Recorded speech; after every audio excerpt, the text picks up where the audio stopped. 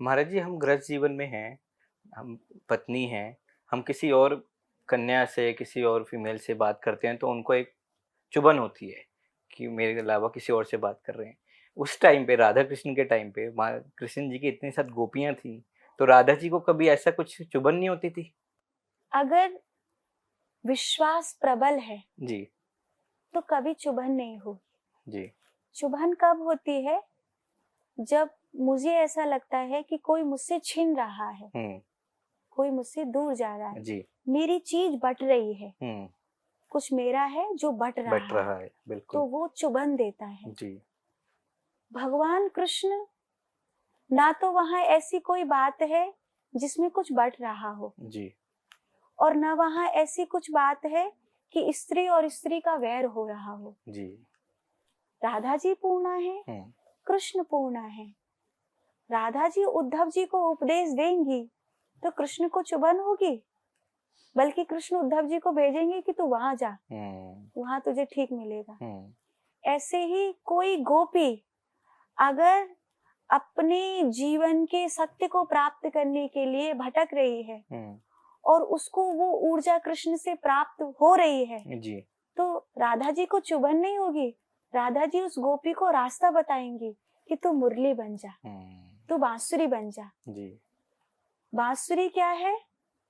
राधा जी कहेंगी कि एक बांस का टुकड़ा है हुँ, और उसमें किसी ने सुर पिरोए हैं और वो बांस से बांसुरी बन गई है। हुँ, मैं तुझे वो तपन देती हूँ, हुँ, मैं तुझे वो सुर देती हूँ जिससे तू नर से नारायण बन जा, और हुँ, पूर्णता लेने के लिए तू वहां चली जा। तुझे उसको देखना है, हुँ, क्योंकि पूर्ण को देखकर ही तू पूर्ण हो जाएगी। कई बार जैसे किसी शांत व्यक्ति के पास जाकर अपने आप शांति मिल जाती जी। है, किसी दुष्ट व्यक्ति के पास जाकर अपने आप दुष्टता मिल जाती है। जैसे अंगद ने कहा था, ऐसे तो मैं जुआ कभी नहीं खेलता, पर पता नहीं रावण तेरी सभा में आकर मुझे क्या हो गया कि मुझे मन कर रहा है कि मैं जुआ खेलूं और हुँ, दांव पर सीता जी को लगाऊं कि जो मेरा पांव उठा ले और मैं सीता जी हार जाऊं। हुँ, जबकि उसको कोई अधिकार नहीं था, हुँ, लेकिन संग का दोष हो गया। हुँ, ऐसे ही अगर किसी ऐसे व्यक्ति के पास जो पूर्ण है, जी। तो कोई अधूरा जाता है और गुरु कृपा लेकर जाता है तो वो पूर्ण हो जाता है। तो वहां चुभन का सवाल नहीं है, वहां एक सदगुरु शिष्य को ये बता रहे हैं कि तू मेरे पांव पकड़ रहा है तो उसके पांव पकड़ ले तो पूरा हो जाएगा। जी। महाराज जी, आजकल गुरु दीक्षा बहुत चल रही है, काफ़ी महाराज लोग दीक्षा देते हैं, नाम जप करते हैं। वो क्या है मतलब ये, और कहाँ तक सही है ये कि वो कोई अपना ही मंत्र देते हैं कि उसको जप करिए प्रतिदिन? एक बार एक आदमी था, जी। उसको एक जिन्न मिल गया। जिन? हाँ, जी, वो उसके सारे काम करता था। जी। मतलब उसने बोला और वो कर देता था।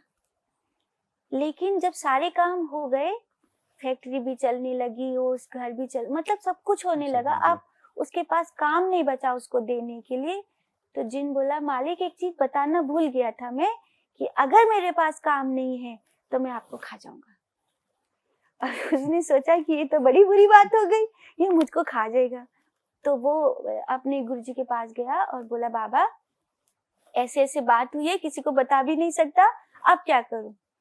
तो बाबा ने कहा, और तो मेरे पास कुछ है नहीं, डंडा है, इसको ले जा, और जब उसके पास कोई काम नहीं हो तब कहियो इससे ऊपर नीचे होता रहे। हुँ, तो जब उसके पास कोई काम होता था तो बुला लेता था, नहीं तो वो डंडा गाड़ के रखा था, बोला इसको ऊपर नीचे होता रही, उसको काम मिल गया, हुँ, वो ऊपर नीचे, तो वो चैन से जीने लगा। जी। ठीक इसी वे में कहीं ना कहीं मंत्र का आदान प्रदान हुआ। एक व्यक्ति जिसने उस मंत्र को इतना जपा है कि उसके रोम रोम में वो मंत्र फैल गया है, हुँ, तो चूंकि जो पिंड में होता है वही ब्रह्मांड में होता है। व्यक्ति अपनी कुंडलिनी के आखिरी छोर तक अगर कोई बात पहुंचा दे जी। तो वो नियति तक पहुंच जाती है।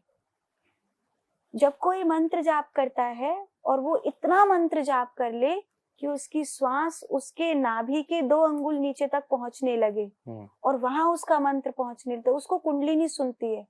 कुंडलिनी सुनती है, उसका अमृत का बूंद सहस्रार से टपकता है, उस टपके हुए अमृत को खेचरी मुद्रा के द्वारा या ध्यान मुद्रा के किसी भी द्वारा वो उसको कुंडलिनी को नहीं पीने देता, उसको अपनी जीभ पर लेता है। जी वो सिद्ध व्यक्ति अपने रोम रोम में बसे हुए किसी मंत्र को सामने वाले व्यक्ति को देता है, उसके आज्ञा चक्र पर अपनी सूर्य उंगली से तिलक लगाता है और कहता है ये एक मंत्र है तो इसको जाप करना। जी तो उसने जो शक्ति अर्जित करी थी उसका कुछ हिस्सा जी उसको मिल जाता है।